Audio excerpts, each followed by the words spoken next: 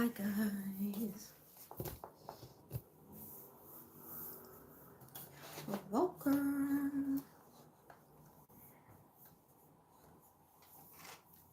I'll just wait for some people to come in and we will start the reading. We will start the reading.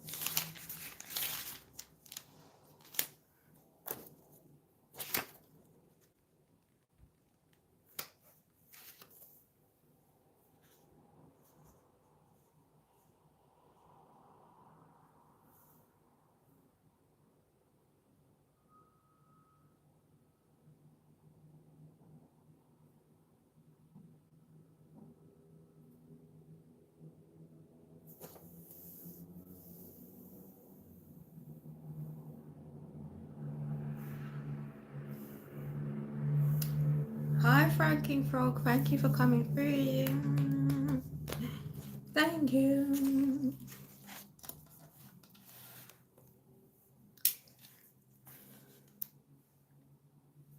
How are you?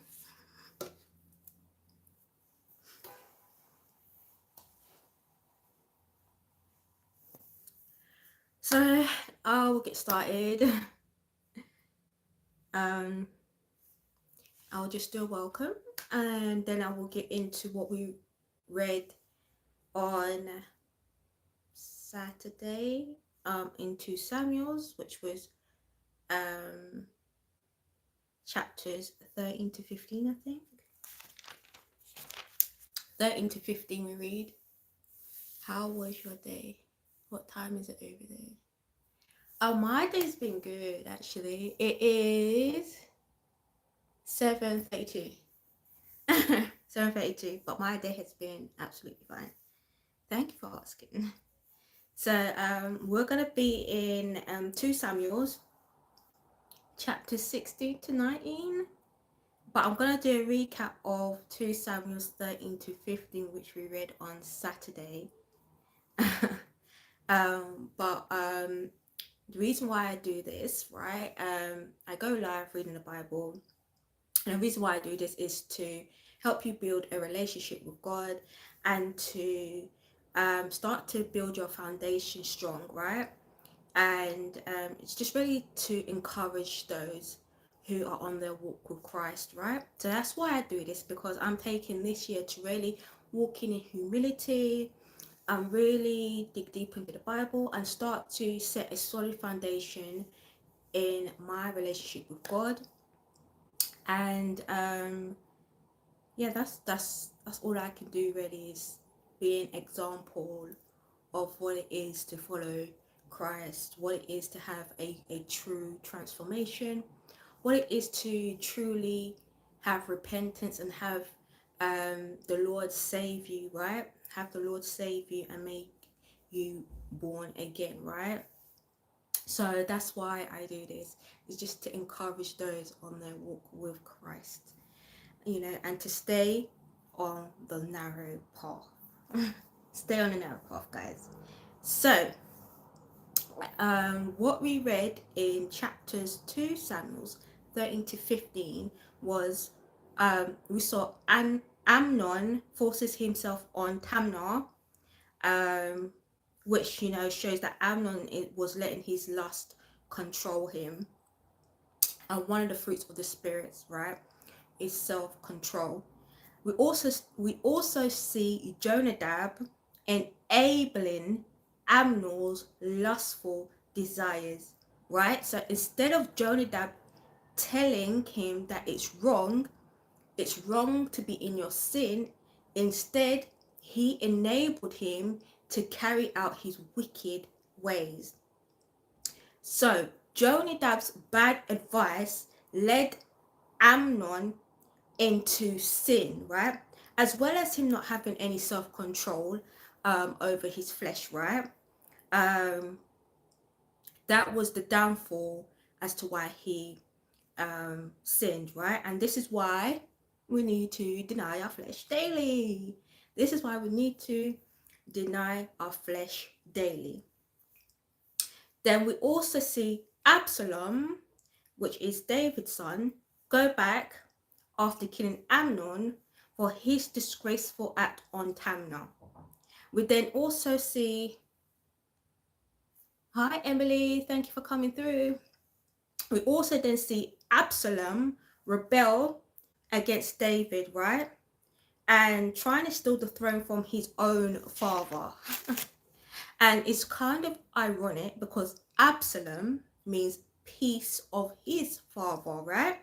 Absalom's name means peace of his father. But it's ironic that he is disrupting the peace, right? He's causing all this chaos, right?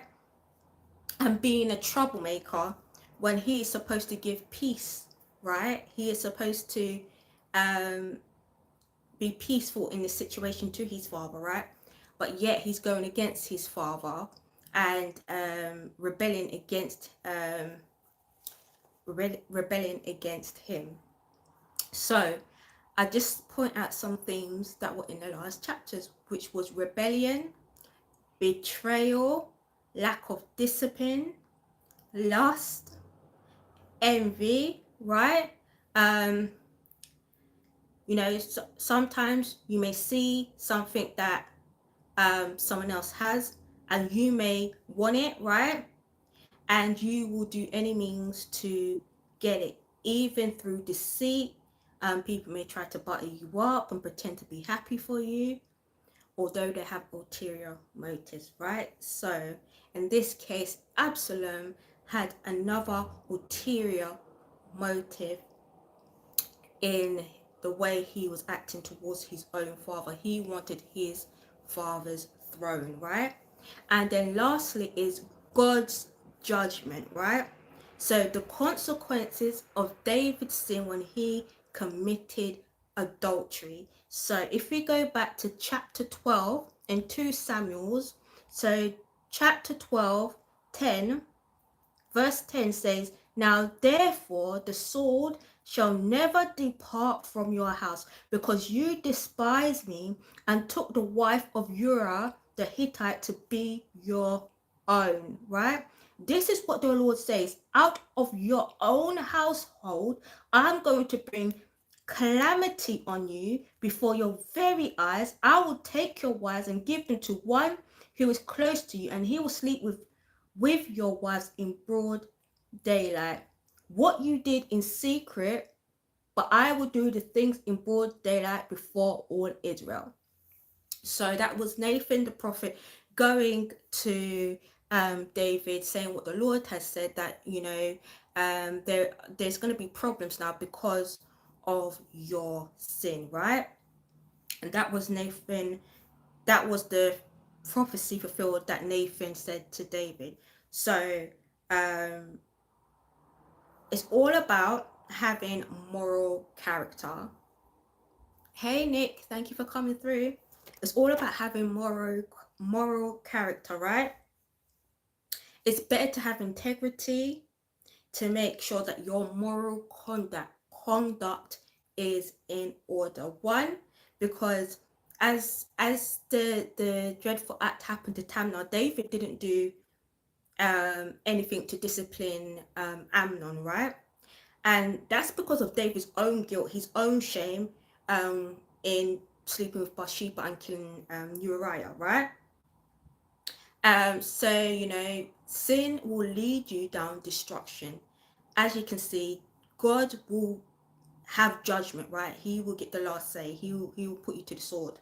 So, because David committed this sinful act of adultery, his moral character was compromised. And sometimes when you feel like your moral character is compromised, you feel like you're in situations where Tamar's situation, you feel like you can't do anything, or you don't have a say to that other person, because your shame and your guilt is just as bad, right? But if you conduct yourself um in a godly way, if your moral character aligns with God's words, you won't have to worry about these things when you go to someone and say, hey, like, what you did was wrong, or um when it comes to judgment. So it's all about making sure that your moral character is intact, right? So we'll get into the reading. So we are reading 2 Samuel's chapters 16 to 19. So, chapter 16. David had gone a short distance beyond the summit. There was Ziba, the steward of Mephibosheth, waiting to meet him. He had a string of donkeys saddled and loaded with 200 loaves of bread, 100 cakes of raisins, 100 cakes of figs, and a skin of wine. The king asked Ziba, why have you brought these? Ziba answered, the donkeys are for the king's household to ride on. The bread and the fruit are for the men to eat, and the wine is to refresh those who become exhausted in the wilderness. Again, you see how God is providing, right? Providing the wine to refresh them. Just like when the Israelites were in the wilderness, God provided them the manna every day, right? So God will provide. The king then asked, where is your master's grandson? Ziba said to him, he is staying in Jerusalem because he thinks today the Israelites will restore to me my grandfather's kingdom. Then the king said to Ziba, all that belonged to Mephibosheth is now yours. So Mephibosheth is Jonathan's son, which is Saul's son. And if you remember, Jonathan was helping David escape from Saul. Hey, Mercy. Hey, Zach. Thank you for coming through. I humbly bowed, Ziba said. May I find favor in your eyes, my lord the king. As King David approached Bahurim, a man from the same clan as Saul's family came out from there. His name was Shimei, son of Gera, and he cursed as he came out.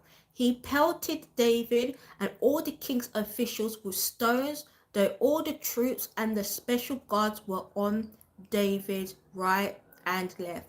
As he cursed Shimei, said, "Get out, you murderer, you scoundrel! The Lord has repaid you for all the blood you shed in the household of Saul, in whose place you have reigned. The Lord has given the kingdom into the hands of your son Absalom. You have come to ruin because you are a murderer."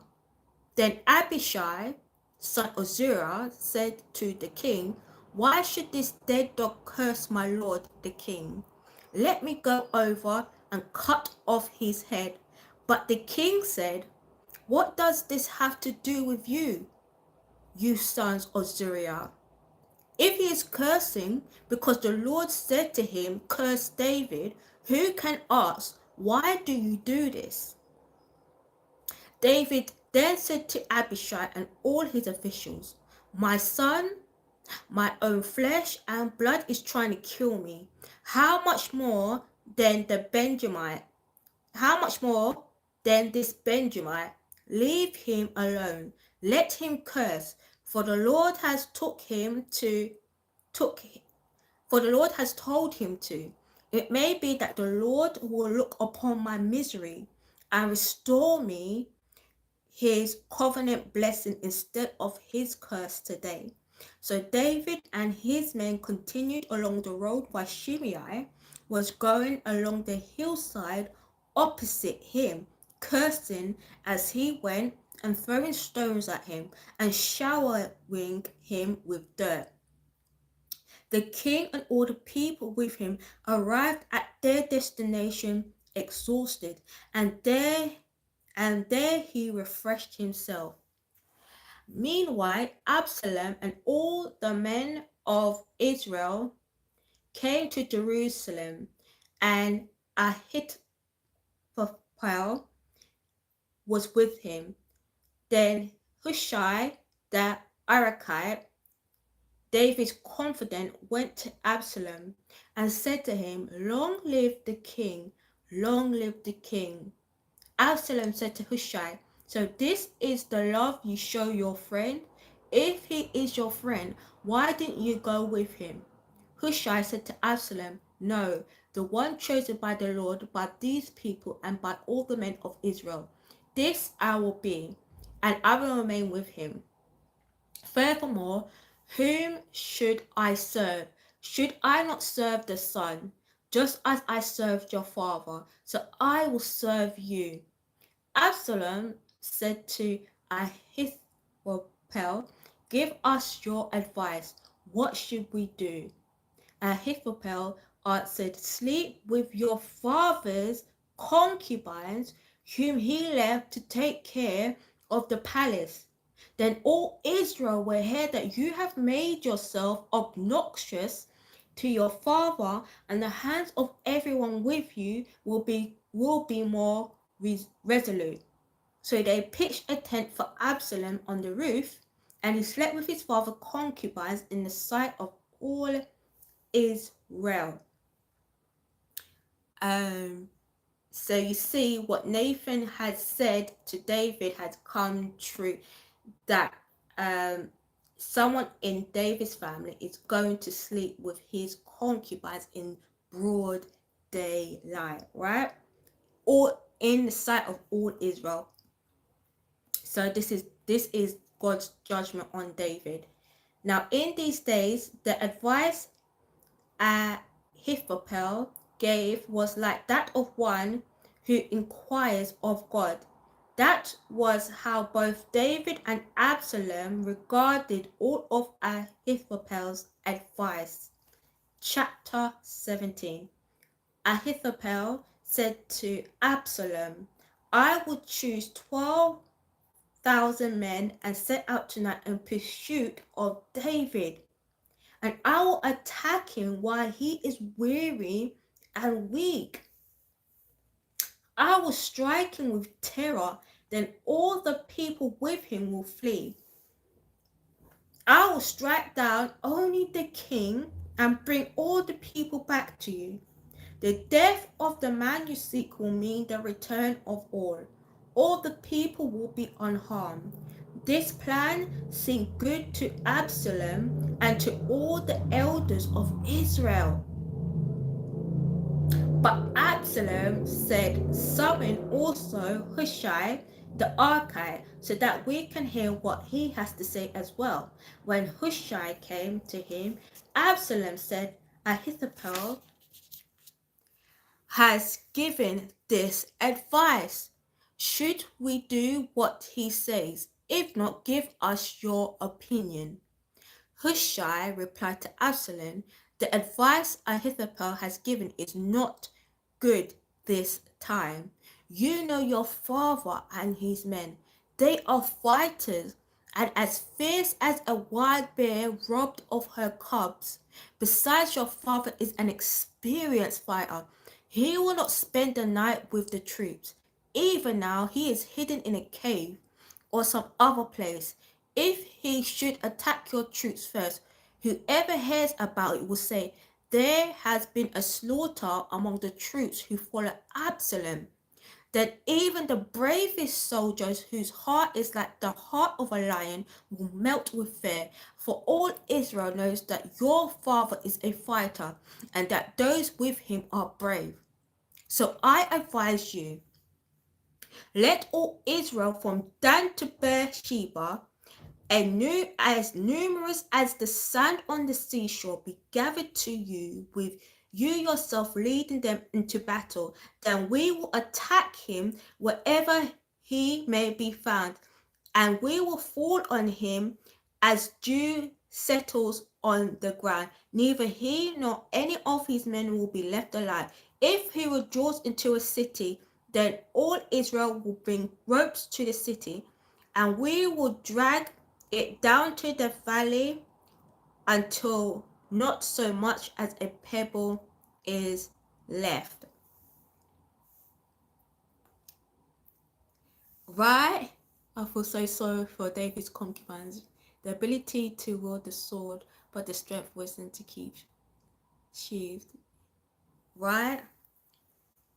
So we see here again, um, one one person gives one advice, right? But the other person has a chance to correct the other person that's given the wrong advice to um, Absalom, right? And Hushai is given even worse advice, right? Um, Instead of saying honor your father and your mother, right? Um, you have chosen to say no. Actually, go after your father. Go and kill him, right? Go and take his throne and do what you have to do, right? Instead of um saying no, this is not right, going against your own father, right? And we can see the contrast of David, right? David is walking in humility, and even though at this moment he's in fear, we just saw how he gave mercy to Shimei, right? He gave mercy to Shimei, and he let him curse, because he was just like, well, if it's the Lord's will, let it be, let him do what he needs to do. So he David understands the power of God, right? And the contrast to how unrighteously his son is being and how righteously David is walking at the moment. One is walking in humility and the other is walking in pride, right?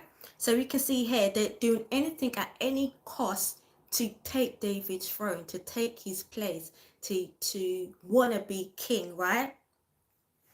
And again, we just have to make sure that we're surrounded around people that's not going to give us bad advice, right? And you know what, this kind of sounds like, we'll get to Job, but this kind of sounds like Job's friends when Job was going through the suffering, and Job's friends were accusing him of doing something wrong and that he must repent because what he has done wrong, right? Is why he's getting punished, right? It kind of sounds like Job's friends giving him bad advice, right? Instead of actually looking at the situation for what it is, right? And yeah, Hushai should have corrected, right? And said, let's not go down that route. How about let's not go after your father, let's not go after his throne, and why don't we just obey God? Stay encouraged, brothers and sisters. See you guys again. Thank you, Zach, for coming through. I hope you have a lovely, lovely day. So yeah. Absalom and all the men of Israel said, the advice of Hushai the Archite is better than that of Ahithophel. So you see how the men of Israel have said, Hushai's advice is better, right? So again, we have to be careful who we put in leadership, because these people will lead you astray. They will lead you astray into a path of destruction, right? And these people are saying Hushai's advice is actually better when both of the advice is not really great. For the Lord has determined to frustrate the good advice of Ahithophel in order to bring disaster on Absalom. Hushai told Zadok and Abiathar the priests, Ahithophel has advised Absalom and the elders of Israel to do such and such, but I have advised them to do so and so. Now send a message at once and tell David, do not spend the night at the fords in the wilderness. Cross over without fail, or the king and all the people with him will be swallowed up. Jonathan and Ahimaaz were staying at in Regel. A female servant was to go and inform them, and they were to go and tell King David, for they could not risk being seen entering the city.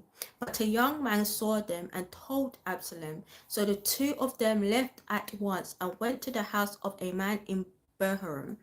He had a well in his courtyard, and they climbed down into it. His wife took a covering and spread it out over the opening of the well, and scattered corn over it. No one knew anything about it. When Absalom's men came to the woman at the house, they asked, "Where are Ahimaaz and Jonathan?" The woman asked them. They crossed over the brook. The men searched, but found no one, so they returned to Jerusalem. After they had gone, the two climbed out of the well and went to inform King David. I'm just going to stop it there. What does that sound like? What does that sound like? Does that not sound like Rahab who saved the two spies? Right? Does that not sound like Rahab who saved the two spies, right? To get out of Jericho. It's the same, they're saving these two people so that they can go back and inform King David what is going on. They said to him, "Set out and cross the river at once. Ahithophel had advised such and such against you." So David and all the people with him set out and crossed the Jordan. By daybreak, no one was left who had not crossed the Jordan.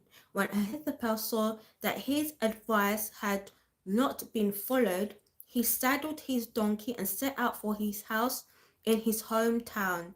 He put his house in order and then hanged himself, so he died and was buried in his father's tomb.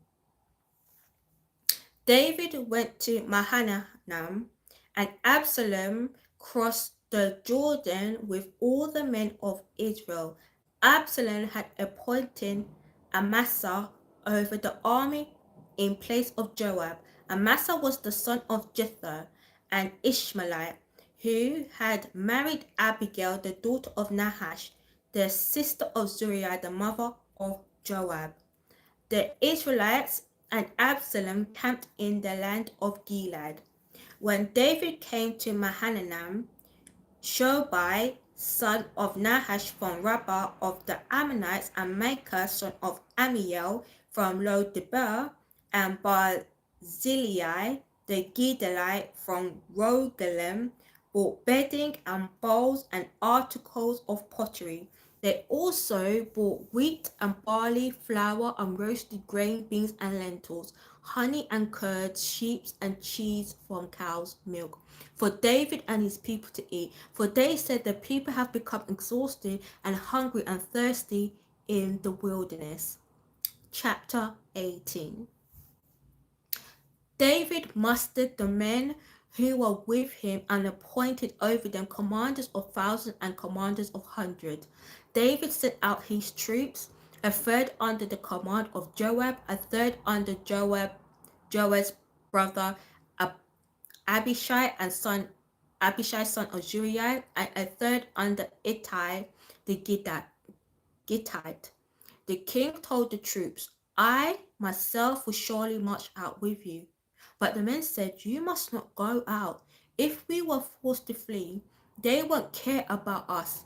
Even if half of us die, they won't care, but you are worth 10,000 of us. It would be better now for you to give us support from the city." The king answered, "I will do whatever seems best to you." So the king stood beside the gate while all his men marched out in units of hundreds and thousands. The king commanded Joab, Abishai, and Hittai, "Be gentle with the young man Absalom for my sake."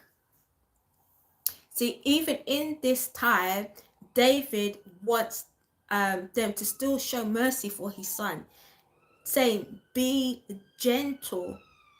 Be gentle, and that is another fruit of the spirit, gentleness, right? So David is saying, for me, for my sake, I know he's coming after me, but just for me, because he's my son, go easy on him, right? Show him mercy. And all the troops heard the king giving orders concerning Absalom to each of the commanders. David's army marched out of the city to fight Israel, and the battle took place in the forest of Ephraim. There, Israel's troops were routed by David's men, and the casualties that day were great, 20,000 men. The battle spread out over the whole countryside, and the forest swallowed up more men that day than the sword. Now Absalom happened to meet David's men. He was riding his mule, and as the mule went under the thick branches of a large oak, Absalom's hair got caught in the tree. He was left hanging in mid-air while the mule he was riding kept on going. One of the men saw what had happened. He told Joab, "I have just seen Absalom hanging in an oak tree." Joab said to the man who had told him this, "What? You saw him? Why didn't you strike him to the ground right there? Then I would have to give you 10 shekels of silver and a warrior belt." But the man replied, "Even if 1,000 shekels were weighed out in my hands, I would not lay a hand on the king's son." In our hearing, the king commanded you and Abishai and Hittai, "Protect the young man Absalom for my sake. And if I had put my life in jeopardy and nothing is hidden from the king, you would have kept your distance from me." Joab said, "I am not going to wait like this for you." So he took 3 javelins in his hand and plunged them into Absalom's heart while Absalom was still alive in the oak tree. And 10 of Joab's armor bearers surrounded Absalom, struck him, and killed him. Then Joab sounded the trumpet, and the troops stopped pursuing Israel, for Joab halted them. They took Absalom, threw him into a big pit in the forest, and piled up a large heap of rocks over him. Meanwhile, all the Israelites fled to their homes. During his lifetime, Absalom had taken a pillar and erected it in the king's valley as a monument to himself, for he thought, "I have no son to carry on the memory of my name." He named the pillar after himself, and it is called Absalom's monument to this day. Now Ahimaaz, son of Zadok, said, "Let me run and take the news to the king that the Lord has vindicated him by delivering him from the hand of his enemies." "You are not the one to take the news today," Joab told him. "You may take the news another time, but you must not do so today, because the king's son is dead." Then Joab said to a Cushite, "Go tell the king what you have seen." The Cushite bowed down before Joab and ran off. Ahimaaz, son of Zadok, again said to Joab, Come what may, please let me run behind the Cushite." But Joab replied, "My son, why do you want to go? You don't have any news that will bring you a reward." He said, "Come what may, I want to run." So Joab said, "Run." Then Ahimaaz ran by the way of the plain and outran the Cushite. While David was sitting between the inner and outer gates, the watchman went up to the roof of the gateway by the wall. As he looked out, he saw a man running alone. The watchman called out to the king and reported it. The king said, "If he is alone, he must have good news." And the runner came closer and closer. Then the watchman saw another runner, and he called down to the gatekeeper, "Look, another man running alone." The king said, "He must be bringing good news too." The watchman said, "It seems to me that the first one runs like Ahimaaz, son of Zadok. He's a good man." The king said, "He comes with good news."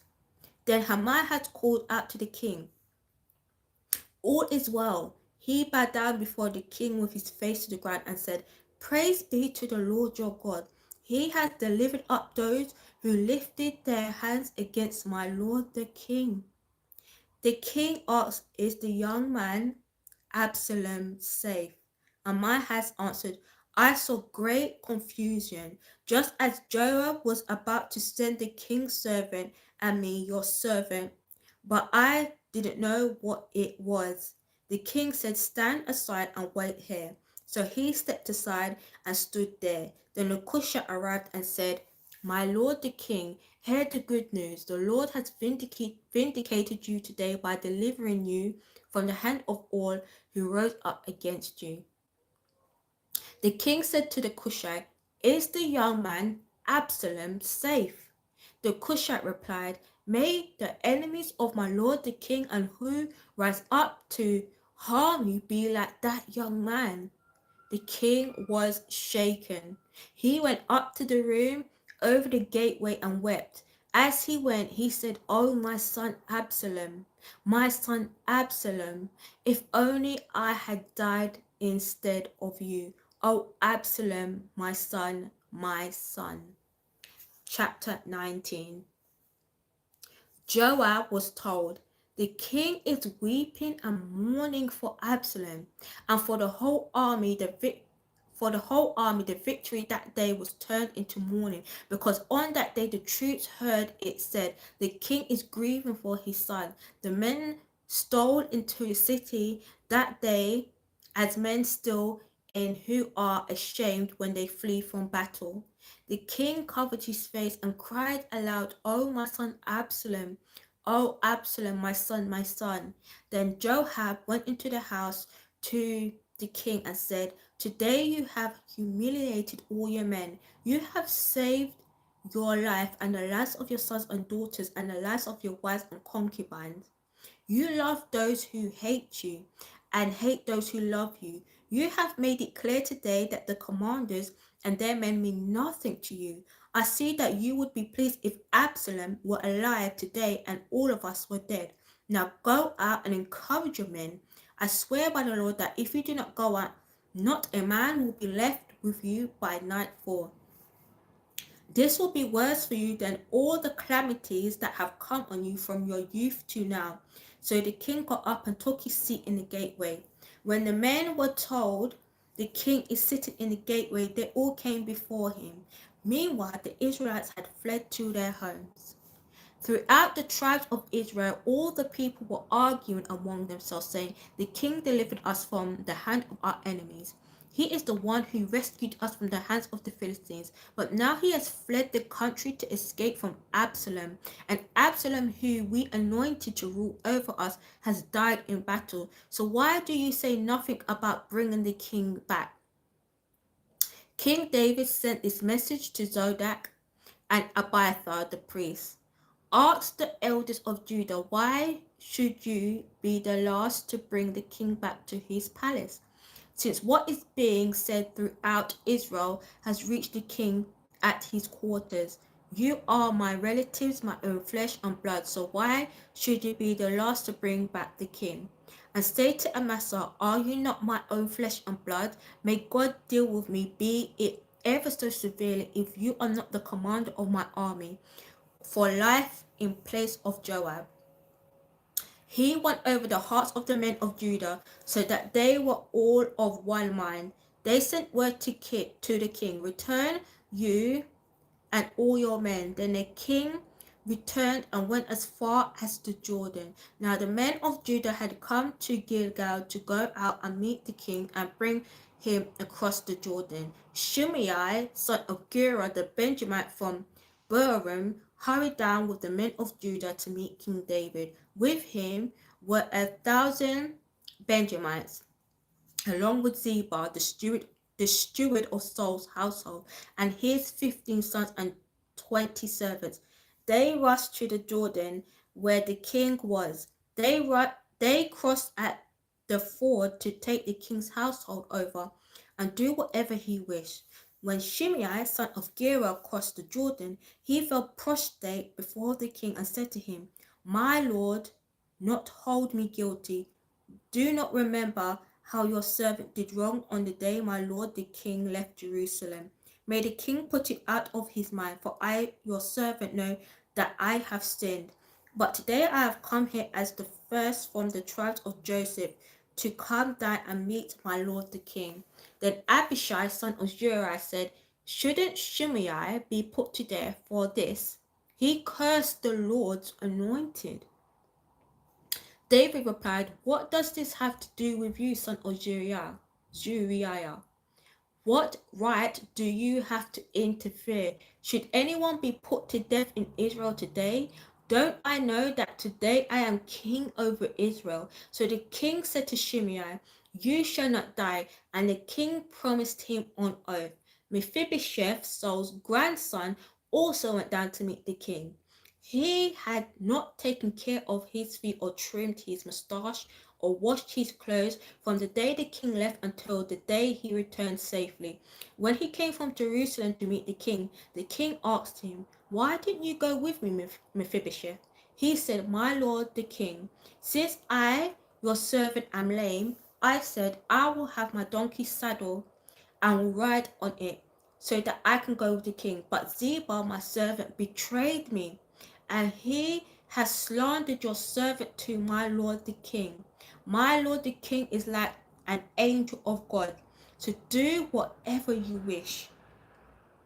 All my grandfather's descendants deserve nothing but death from my lord the king, but you gave your servant a place among those who eat at your table. So what right do I have to make any more appeal to the king?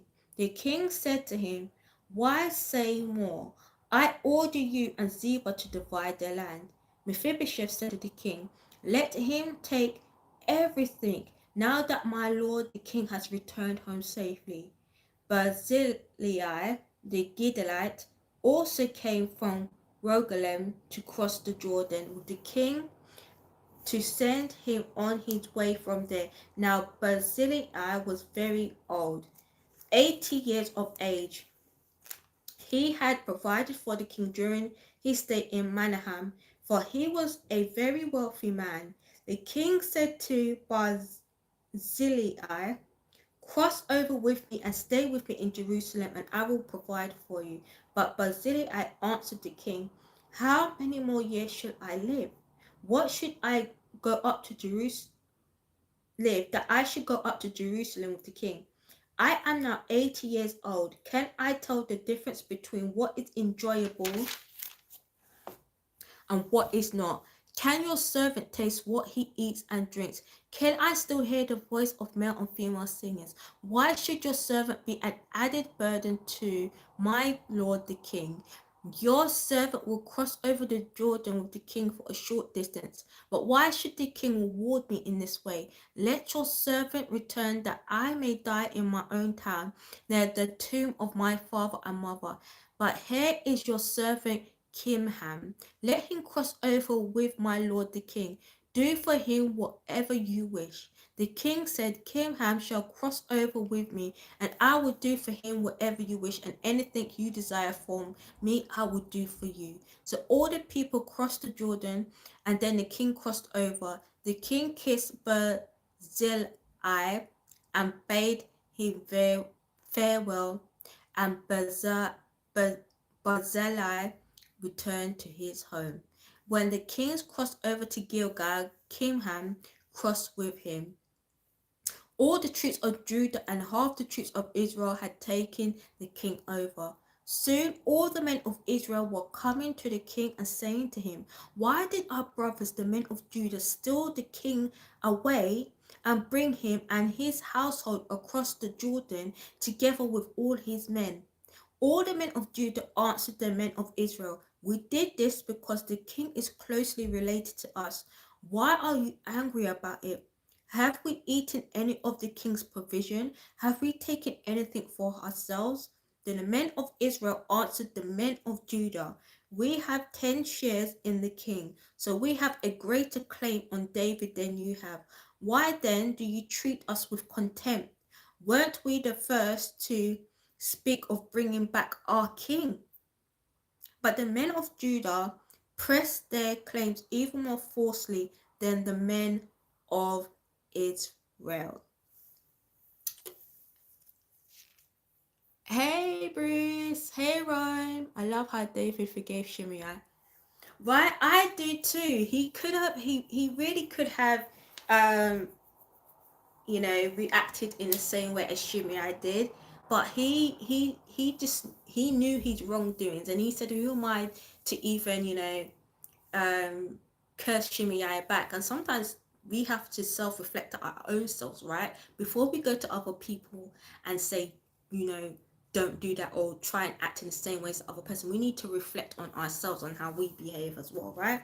And I like that David checks himself every time, you know, and he's so like wholesome with it. He's like wholeheartedly like um pure, like you can tell that his heart is pure because everything he calls on the Lord to do, right? And and when he's thinking in his thought process, he's always thinking, this could be the Lord's judgment, or this could be the Lord's blessing.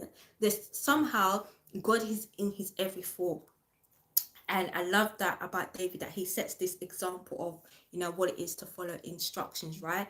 And clearly we see that some of the people did not follow King David's instructions on not killing his son, and they still killed him anyway, right? They still killed him anyway, even though King David said, give him mercy, give my son mercy, because you know who I am, right? I'm King David, you know who I am, so for my sake, please give him some mercy. And they still didn't give um, Absalom mercy. They killed him, even though the order was not to kill Absalom. Um, which we have to in our daily lives be obedient and obey Jesus, right? We need to be following Christ, and we need to be following godly standards, moral conduct. We need to hold ourselves a little bit more accountable, because other people are watching, and they will follow those who um, will set a good example or not, right? Just like in some of the men here following, um, some followed David's commands, and some followed what got his name, what the other person wanted to do, right? So it just goes to show again, where does your moral conduct lie? Do you does it lie with good, or does it lie with bad, right? um Hey Jalen, thank you for coming through. Do you choose to wake up to do good, or do you choose to wake up to do evil? Do you choose to wake up to have a clean heart, right? Do you choose to wake up and have a clean heart, um, you know, follow godly ways, or do you choose to wake up and have um worldly ways? Do you choose to store your treasures in the world rather than in heaven? So you have to really think about how you um, conduct yourself and how you treat people. As followers of Christ, you really need to be setting a standard. And if other people see you doing things that are not right, rebellion, envy, jealousy, gossip, slander, all of these things, right? People are gonna look at you sideways and go, "Those, that's nothing of what Jesus was, right? That's nothing of what Jesus was." Even though Jesus was firm and knew who he was, and yes, he experienced anger sometimes, right? And I think it was more out of love, right? It was more out of love, that he loved God so much that he just didn't want people to disrespect him that bad, right? So we just have to um pick up our crosses daily, guys. We really gotta be out here showing out for Jesus. We really gotta be out here showing that we are soldiers, right? He doesn't give things to people that he doesn't think they can handle, right? And he gives it to his best soldiers, right? So just remember that every time you wake up, right, that God's giving you mercy, and God's giving you this grace, this new opportunity every day to do something right. Do something right. Be like David, even though he did, muck up, right? We're human at the end of the day. But he got back on track. He committed that sin, but he got back on track. He didn't stay in his sin, right? And it's not, grace is not an excuse to stay in your sin, right? You are meant to have a transformation. David sinned, he repented, he changed his ways, and he carried on walking in humbleness, humility, and started to walk in the fruits of the Spirit after he realized his mistake that he did that caused all of these problems, right? All of these consequences that happened in his life, right? So just remember, just don't abuse the grace God gives us, right? It's not a license. It's not a like, hey, yeah, you can stay in your sin because God gives us grace. We can always go back to, oh, God gives us grace. It's no. You're meant to have a transformation, right? You're meant to have a transformation. So I'm gonna leave it there. Thank you to all that came out. Thank you, guys. I've been on this journey for 2 years and I'm still learning. So thank you for all that, took the time out to spend some time with God. 51 minutes of your time, and those that came in still. Thank you for taking that time to come in and just be in the Word and be with God, right? It doesn't take that much out of your day to give a gratitude and give thanks and and appreciate how awesome God is. It doesn't take that much. So thank you. You guys are so awesome. Love you too, Mercy. Thank you. And I will be back on Thursday. I'll be back on Thursday to read the last chapters of 2 Samuels before we go into Kings. So I will see you all then. Bye.